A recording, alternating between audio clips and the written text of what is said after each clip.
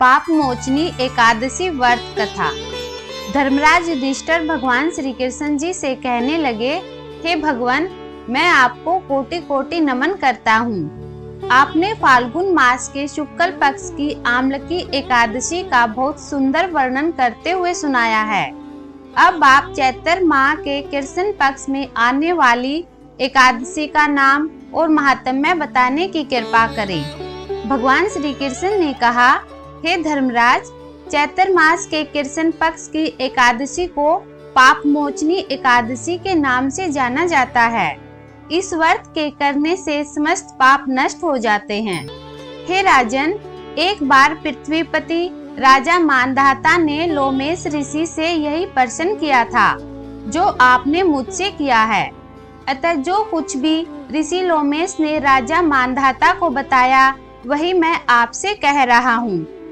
राजा मानधाता ने धर्म के गोपनीय रहस्यों के ज्ञाता महर्षि लोमेश से पूछा, हे ऋषि श्रेष्ठ, मनुष्य के पापों को दूर करना किस प्रकार संभव है?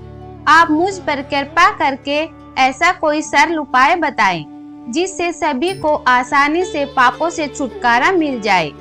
महर्षि लोमेश ने कहा, हे राजन, चैत्र मास के कृष्ण पक्ष की एकादशी का नाम पापमोचनी एकादशी है।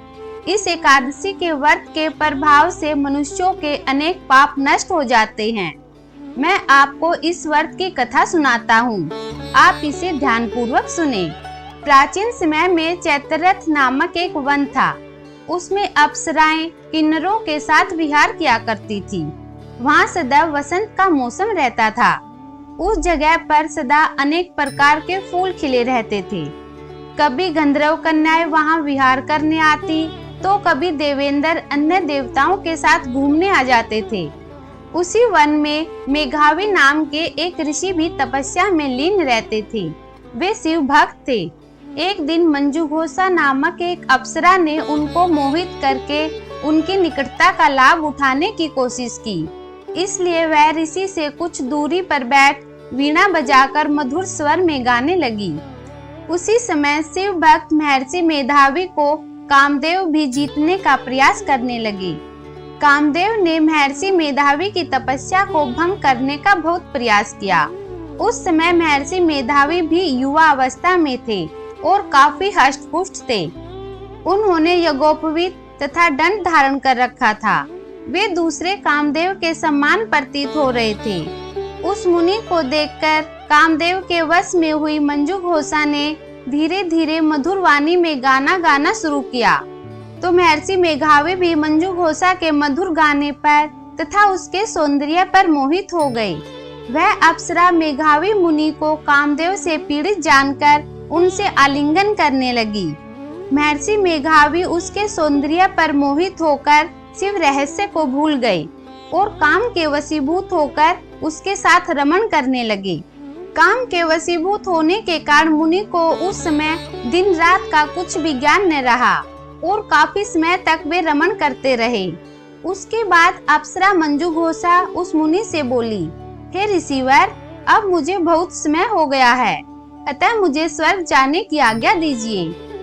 अप्सरा की बात सुनकर ऋषि ने कहा, हे मोहिनी, संध्या हो आई है, तुम प्रातःकाल होने पर चली जाना। ऋषि के ऐसे वचनों को सुनकर अप्सरा उनके साथ रमण करने लगी।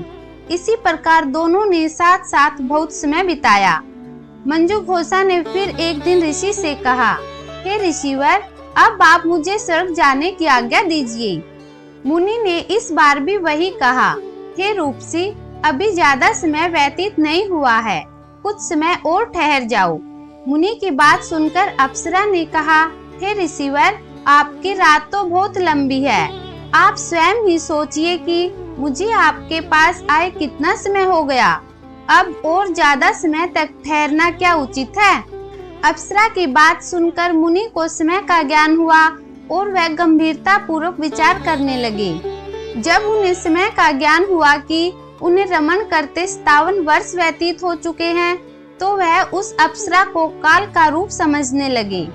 इतना ज्यादा समय भोग विलास में व्यर्थ चला जाने पर उन्हें बड़ा क्रोध आया। अब वह भयंकर क्रोध में जलते हुए उस तप नाश करने वाली अप्सरा की तरफ बोहें तान कर देखने लगे।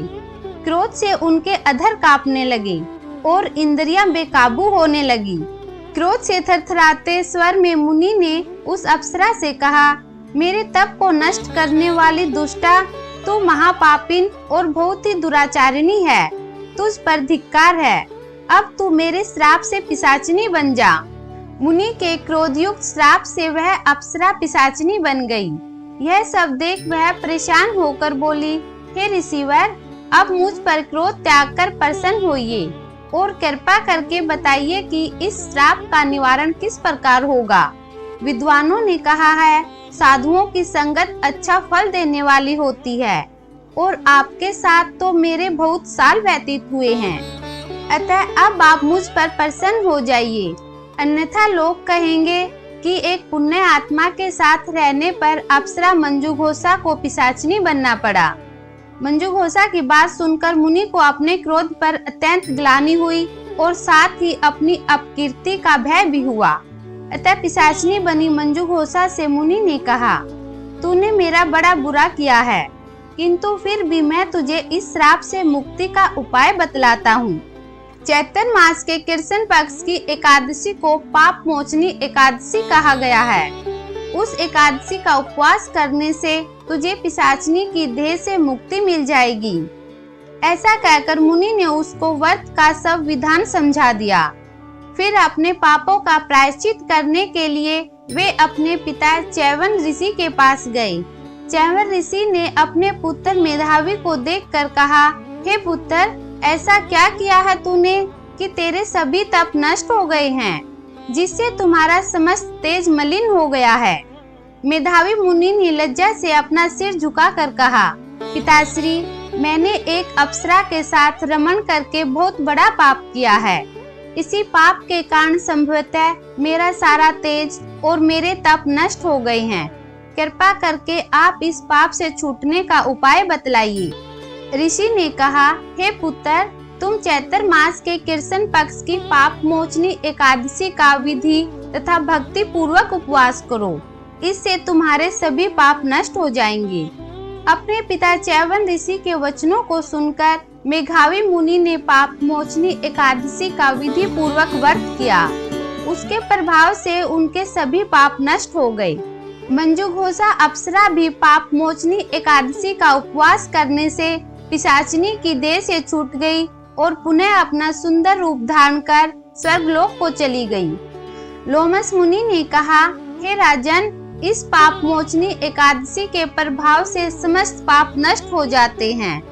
इस एकादशी की कथा के सुनने और पढ़ने से 1000 गोदान करने का फल प्राप्त होता है। इस एकादशी उपवास के करने से ब्रह्म हत्या करने वाले, सोना चुराने वाले, मदिरा पीने वाले और प्राय स्त्री के साथ गमन करने वाले आदि भयंकर पाप भी नष्ट हो जाते हैं और अंत में स्वर्ग की प्राप्ति होती है। ओम नमो नारायण।